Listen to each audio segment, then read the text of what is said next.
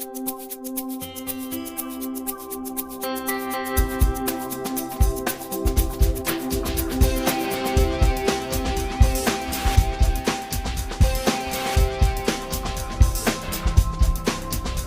afternoon, folks. It is Monday, July 4th. Happy Independence Day. This is episode 12A of the Bad Dog Book Club.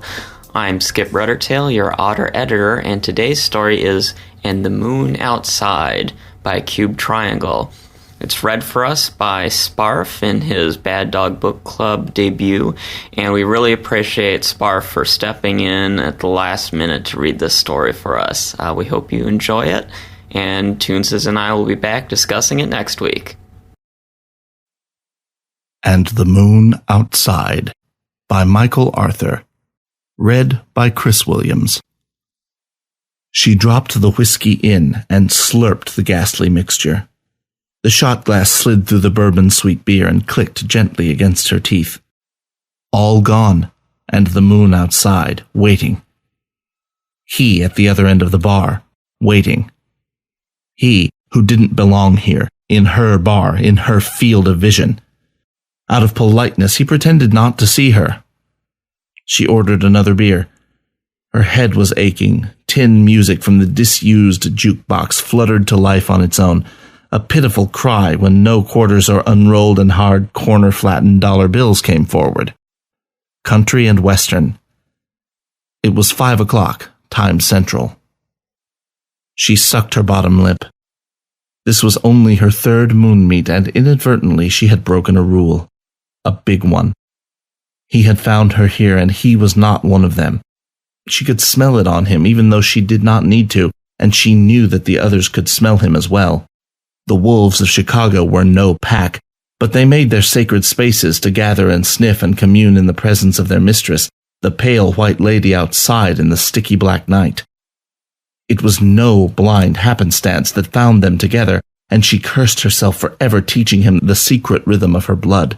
He, 24, who had to be taught the phases of the moon. He, gin and tonic and stuffing quarters into the jukebox with his back to her.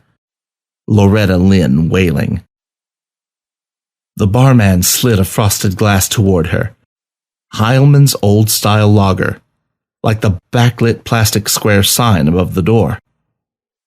He was an old dog, keeping his head down west of Kedzie since before the Wolfman purges of '86. She spoke a few faltering lines of Spanish to him on her first visit, and he thought that was cute. Gringuita loba. He started to pour an ounce of bourbon, but she waved it away politely. Para luego, she fumbled. The barman drank her whiskey. Hey, Casey? She caught the stink of his human blood as he sat on the stool beside her. I tried calling you. Did you? I ignored you, obviously. Why are you following me? I want to talk to you, damn. Can I buy you a drink? I have a drink, Pat, thank you. She slurped from her beer. At the request of one of the men at the far end of the false zinc countertop, the bartender switched on the big screen television on the counter behind him. It was tuned to the local news, the on-screen anchors unburdening themselves of the national beat. Tonight was the anniversary of the Corpse King's ascension, and the ruling party filled a cavernous convention hall with crepe paper and the beaming faces of 1,000 young acolytes. They all wore gray suits and blue ties 2 sizes too large, and black paint in a strip over their eyes. At the tone of a gong, red and white and blue confetti billowed from the ceiling, and a clear plate glass coffin emerged from a hole in the floor behind the dais in the center of the hall in a cloud of pale white smoke. Inside was the perfectly preserved body of their king, his cheeks massaged into a way that they pulled his white lips into a smile. A 40-year-old speech played on hidden loudspeakers. All in the room were quiet with awe. You don't have to be nasty, Pat said. I missed you. The words almost caught in his throat. 2 by 2, men and sometimes women entered the bar. They all turned their heads to notice him, and her with him. Casey drained her glass. I bet you think you know what you're doing, but you really shouldn't be here. So should we have a drink and then go someplace else? Do you still go to the Burlington? No, Casey snorted. You should leave. You. Patrick ordered another gin and tonic and put his money on the counter. Cash only. I'm not going out alone. As she felt the coming darkness outside and the yellowing eyes of the men and women in the bar upon her, Casey seethed. Not alone meant not without her. He felt comfortable pushing her buttons, but when the sun set, the moon meat could not be disrupted. She saw in his eyes that he would not budge, and she would indeed leave with him, either on his arm or in the bellies of half a dozen West Siders before the first howling. You're buying, asshole. An hour passed, and Casey dropped another shot in and felt the warmth of the universe pressing upon her. He was funny. She hadn't forgotten. She raised the volume of her voice without thinking of it, and she laughed, and her fingers tingled. Alcohol is a friend to the wolf's blood, exciting and suppressing its heat as needed. Patrick was only half sure which he wanted it to do to hers. Wolves filled every seat at the bar now. Working-class Puerto Rican Lobos and third-generation Polish, their mother tongues not yet merged into the one great howl. At the rim of her pleasure was the fear. If she were alone with her moon brothers and sisters, she would have been in ecstasy. But soon there would be only fear. ¿Algo más, muchacha? The barkeep asked as he lined up a row of thimble-sized clear plastic shot glasses and deliberately filled them to the rim with Malort, the rusty spirit that did not betray its otherworldly bitter cologne on the nose. An unspeakable spirit, allegedly sanctified with water from the notoriously polluted Chicago River. No, she declined. I've got to go. Otra vez, pendeja, one of the wolves called to her as she crossed the threshold hanging from Pat's drooping elbow. The air outside was wet and warm with the promised rain. Everywhere the light over the red and yellow brick buildings dimmed. They stumbled. At intervals, Pat snuck a peek into her eyes, shining golden in the moonlight. They lit their path, casting a urine-colored amber glow at their feet under the street lamps.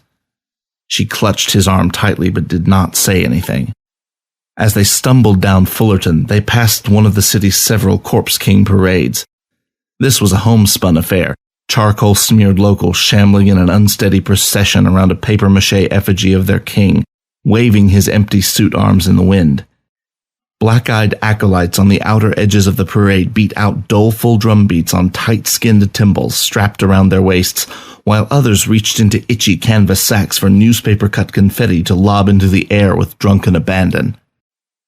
Pat and Casey stopped at a corner and watched them whoop and holler and smash their drums in the same moon's embrace that ensnared the wolf girl. Do you still smoke? He nodded his head yes, and produced a tin cigarette case from his back left pocket and removed a sloppy, hand-rolled one from inside. He let her start it, and she greedily sucked the first shallow stink of smoke. She thrilled at the rush of nicotine. The smoke crashed forward between her lips into the night air, straddled bareback on a coughing fit. Take it easy, he soothed. They sheltered under one of the austere castles, one of those built for doctors in the neighborhood's centennial heyday, now subdivided into 2 or 3 small apartments. His new place? She pressed a palm against the gray stone support column below the shallow balcony above. It was cool to the touch and sticky with humidity. A cloud of leaves chased up the steps as he leaned in for his kiss, which she granted him. The first dizzying pulse of the call rocked her in her hips and her thighs. He offered his tongue, and her true teeth grew to meet it. Breath like drying blood and baking bread. She looked unblinking at his face, and he had to squint against the bright yellow glow. Sweat and thumbs clamped around his neck. Surveying her body, an errant thumb ghosted past her breast, and she vaulted him to arm's length, both palms on his thin shoulders. His heartbeat punctuating. In this sense, little had changed from their 6 weekends in the hay. He used to hover over her sensitive skin like a phantom and send her nerve endings alight. Her ticklishness repelled his attentive lover's touch like an allergy, her defenses overzealous, impenetrable. With no small sense of guilt, she remembered his earnestness to please her and her giggling fits. Let me use your bathroom."